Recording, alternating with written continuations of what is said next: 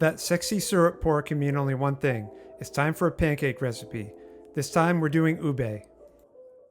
Now a good pancake has a crispy outside, is light and fluffy on the inside, and has a light and maybe somewhat earthy flavor. And I think ube is going to deliver all those things. Let's fix it.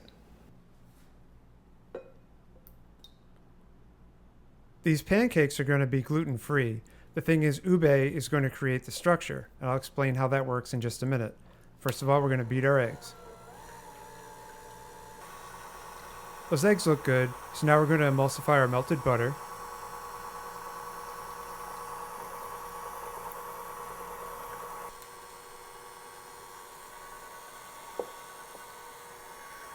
To finish making the batter, we're going to alternate adding our dry ingredients and our milk. But first, what's in our dry ingredient mix? I'm going to be adding both white rice flour and brown rice flour. There's a very good reason for that. But first, let's add our sugar,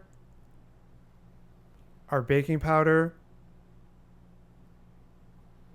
and our salt. And we'll give our dry ingredients a quick mix. So white rice flour makes the structure really light, and brown rice flour adds some earthy flavors. And when you put them together, you get the best of both worlds. I almost forgot the star of the show, the ube powder. Now ube powder is great for pancakes because it has a nice earthy flavor, but also it's almost completely starch, so it creates a structure. With regular wheat flour, gluten makes a structure with the proteins emulsifying when you mix everything together. With gluten-free batters, you need a starch, and that's where the ube comes in. It's going to give our pancakes the light, fluffy structure that we want. Now that we have the dry ingredient mix all sorted out, let's finish making the batter. When you're making a batter like this, you always want to lead with the dry ingredients. This will start the emulsification process right away, and you don't have to worry about things splitting. If you lead with the wet ingredients, your batter might split, resulting in a poor pancake structure, and nobody wants that.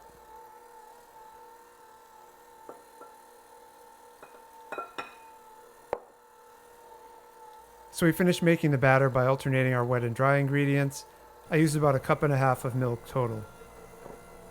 Look how nice and smooth that looks. Very happy. We want to let the starches hydrate for about 15 minutes. Rice flour and also ube take some time to absorb the liquid. And if we don't give it that time, we're going to end up with something that seems a little grainy or chalky. So it's definitely worth taking the time, let everything hydrate, and we'll have a really nice light pancake. That's right, chef. So after about 15 minutes, I'm going to mix it around and test the viscosity, see if I need to add some more milk. Usually you do.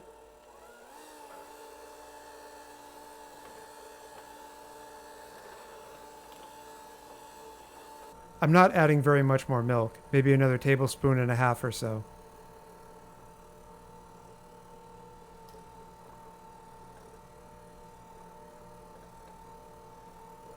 One final check. Viscosity looks really good. Let's head to the stove. I've added a combination of avocado oil and butter to the pan.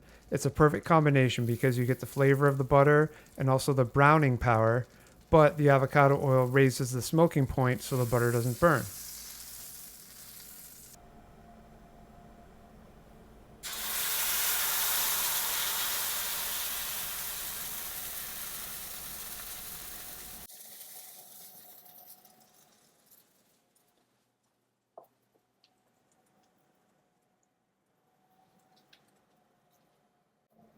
I find it best using a carbon steel pan.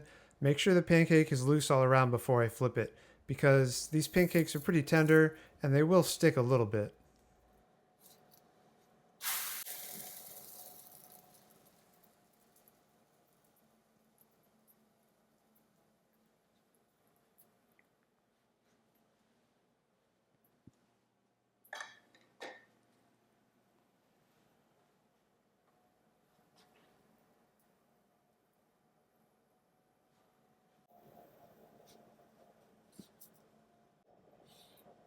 My oil and butter mix has collected around the edge of the pan, so I can just redistribute that and be ready for the next pancake.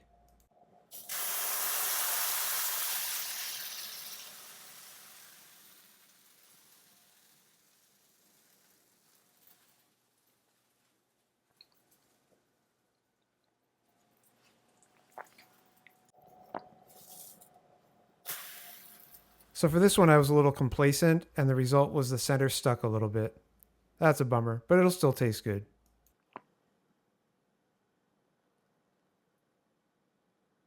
I think these pancakes are beautiful, and I could watch these golden brown beauties cook all day long. Even the injured ones.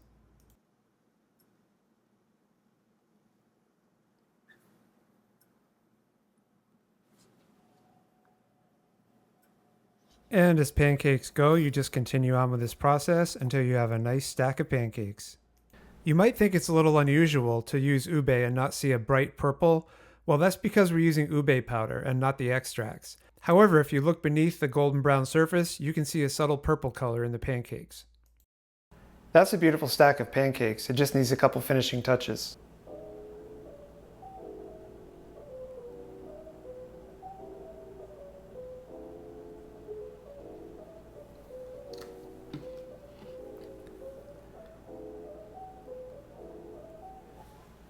If you've been enjoying this video, please like and subscribe so you don't miss any future fixes.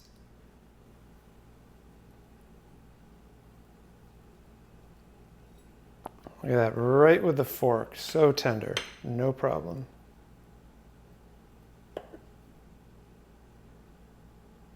Oh, I lost one. Come here, buddy. All right, you're left behind.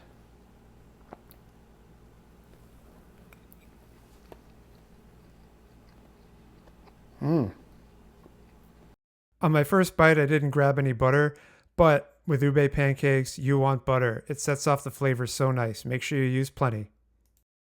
The starch from the ube makes the outside super crispy, and the inside is so light and airy. Oh, it's beautiful together.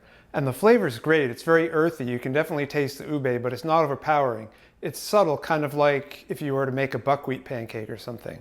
So it's like a buckwheat in a way, but super light. I really like this recipe. It's definitely a keeper for me. If you're looking for something else round to eat, try my gluten-free crepes. Or maybe you'd like some more ube. Try my savory ube ice cream. Thanks for watching.